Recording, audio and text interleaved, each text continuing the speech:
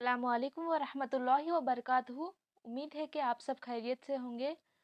इंशाल्लाह मैं आपके सामने ईमान बिल्लाह यानी अल्लाह पर ईमान किस तरह रखना चाहिए बताऊंगी। अल्लाह खालिक है।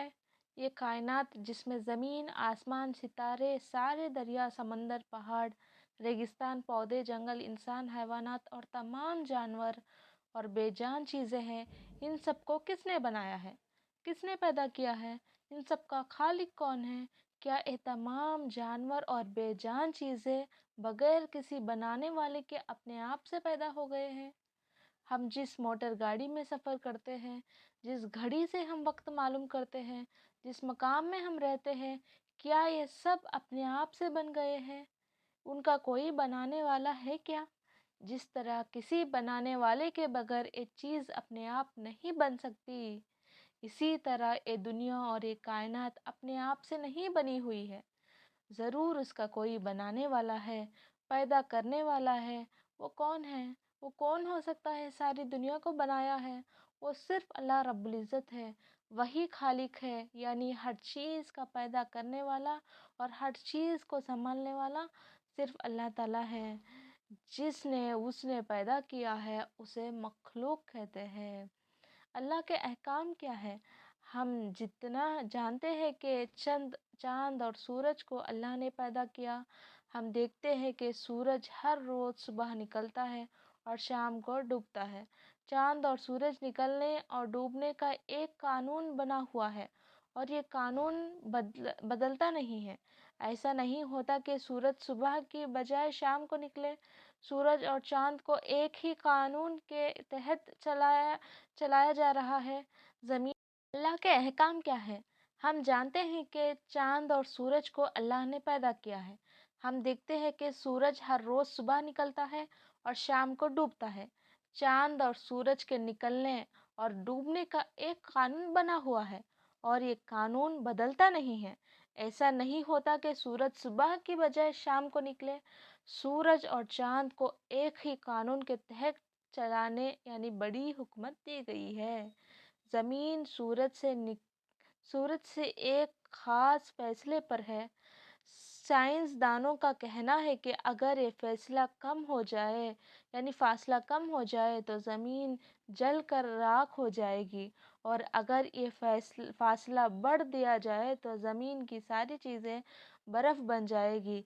ज़मीन को सूरज से मुनासिब फ़ासला पर रखना था कि ज़मीन पर इंसानी ज़िंदगी बाकी रह सके। यह अल्लाह की हिकमत थी। अल्लाह हाकिम है, जिसने हर चीज़ दानाई और हिकमत के साथ पैदा किया है। अल्लाह रहीम भी है। आप गौर करें कि दिन निकले, सूरज गुरूब ना हो और रात बिल्कुल ना आए तो क्या हमें वो सुकून मैसर आ सकती है जो रात में हासिल होता है? इसी तरह सूरज डूब जाए और दिन बिल्कुल ना आए और रात ही रात हो तो क्या हम वो धूप यानी देख सकते हैं जो सिर्फ दिन की रोशनी में मुमकिन है? सूरज का तुलू और गुरूब होना, रात और दिन का एक दूसरे के बाद आना और हम काम काज के लिए और हमारे आराम के लिए निहायत ज़रूरी है। इसके बगैर हमारी ज़िंदगी तकलीफ़ों और मुसीबतों से भरी हो जाती है और ज़िंदगी का कोई मेज़बान नहीं हासिल होता। चुनांचा अल्लाह हम पर मेहरबान है, इसलिए उसने हमारी ज़रूरत का ख़याल किया है और रात दिन का निज़ाम बनाया है। अल्लाह रहीम है कि यानी अल्लाह हमारे पर मेहरबान भी है। अल्लाह राज़िक भी है। हमें ज़िंदा रहने के लिए हवा में सांस लेना ज़रूरी है। अगर हवा ना हो तो हम एक सेकंड भी ज़िंदा नहीं रह सकते। इसी तरह ज़िंदा रहने के लिए पानी बहुत अहम है। समुंदर का पानी सूरज की गर्मी से भाप बनकर आ जाता है, जिससे बादल बनते हैं। यही बादल बारिश बरसाता है। बारिश के पानी से खुश्क और प्यासी ज़मीन हरी भरी हो जाती है। इसी बारिश के पानी की वजह से फल फूल और अनाज उगते हैं जो हमारी आज़ाए रिस्क के लिए है। हवा, पानी और ग़िज़ा हमें कौन देता है? सिर्फ़ अल्लाह रब्बुल इज़्ज़त राज़िक है। इसके लिए हमें क्या है? रिस्क देता है। अल्लाह ही हमारा रब है, ये हमें जानना बहुत ही ज़रूरी है। अल्लाह हमारा रब है, یعنی پیدائش سے موت تک ہماری ساری ضرورتوں کو پورا کرتا ہے، ماں کے پیٹ میں ہماری حفاظت کرتا ہے، ہماری غذا فراہم کرتا ہے، ماں باپ کے دل میں محبت ڈالتا ہے، ہماری نشو و نما کا انتظام کرتا ہے، ہر طرف کی آفتوں سے محفوظ رکھتا ہے، ہم بیمار پڑے تو اسے شفا دیتا ہے، اسی طرح اللہ ہمارا پناہ میں رکھتا ہے، اللہ ہم پر رحم کرتا ہے، یعنی وہ ہی ہمارا رب ہے اور اللہ ہمارا ہی معبود ہے۔ ہم سب اللہ کے بندے ہیں، یعنی ہم اس کے عبد ہے، وہ ہمیں پیدا کرتا ہے اور وہی ہے جو ہم کو موت دیتا ہے۔ جب ہم پر کوئی مصیبت آتی ہے تو ہم اللہ کو پکارتے ہیں، جب اللہ ہمارے ساری ضرورتیں پوری کرتا ہے تو ہمیں اس کا احسان منانا چاہیے، اس کا شکر ادا کرنا چاہیے۔ جب کوئی عبد یعنی بندہ اللہ کے سامنے جھکتا ہے تو اللہ کا شکر ادا کرتا ہے اور اس کی بندگی بجا لاتا ہے، اس کو عبادت کہتے ہیں۔ ہم سب اس کے عائد اور غلام ہیں اور ہمارا معبود صرف اللہ رب العزت ہے۔ ہم سب یہ جانتے ہیں کہ اللہ صرف ایک ہے۔ دنیا میں ایسے لوگ بھی ہیں جنہوں نے ایک کے بجائے کئی خدائے معبود بنا رکھے ہیں۔ ہر وہ چیز جو بظاہر فائدے پہنچاتی ہے اسے معبود بنا لیتے ہیں، جیسے کچھ لوگ چاند اور سورج سے پوجا کرتے ہیں، اسی طرح ہر وہ چیز جس میں بظاہر نقصان کا خطرہ محسوس ہوتا ہے اسے بھی معبود بنا لیتے ہیں اور اس کی بھی بت پرستی کرتے ہیں۔ مثلاً سانپ کو پوجتے ہیں، آگ کی پوجا کرتے ہیں۔ یہاں سوال پیدا ہوتا ہے کہ دنیا میں جس کا خالق اللہ ہے وہی اس کا اکیلا حکم ہمیں ماننا چاہیے یا کوئی اور کبھی اس کا شریک نہیں ٹھہرانا چاہیے؟ اس دنیا کا نظام جس آمدی طریقے سے چل رہا ہے اسے بظاہر غور کرے اور تو ہم اس نتیجے پر پہنچ گئے بغیر نہیں رہ سکتے اللہ کے کہ اللہ ایک ہی ہے، وہ اکیلا ہے، اس دنیا کا حاکم ہے اور اس کا کوئی شریک نہیں۔ اللہ کے علاوہ اگر کئی معبود ہوتے تو زمین و آسمان کا نظام بگڑ جاتا تھا، بالکل اسی طرح جیسے اگر ایک ملک میں دو بادشاہ ہو تو وہاں کا نظام ڈھنگ سے نہیں چلتا تھا، کیونکہ ایک بادشاہ ایک حکم دے گا تو دوسرا اسے منع کر دے گا اور اسی طرح ہر مشکلات میں کیا ہے پڑ جاتے تھے۔ اور اسی لیے قرآن میں صاف صاف لفظوں میں اعلان کر دیا ہے کہ کہو وہ اللہ یکتا سب سے بے نیاز ہے، نہ اس کا کوئی اولاد ہے نہ وہ کسی کی اولاد ہے اور وہ کسی کا ہمسحر ہے۔ تو انشاءاللہ آپ جانیں گے کہ ایمان باللہ کیا ہے۔ اللہ جو خالق ہے، رحیم ہے، رازق ہے، پالنہار ہے، تنہا عبادت کے لائق ہے، اسی کی تمام صفات کے ساتھ ماننے کو ایمان باللہ کہتے ہیں۔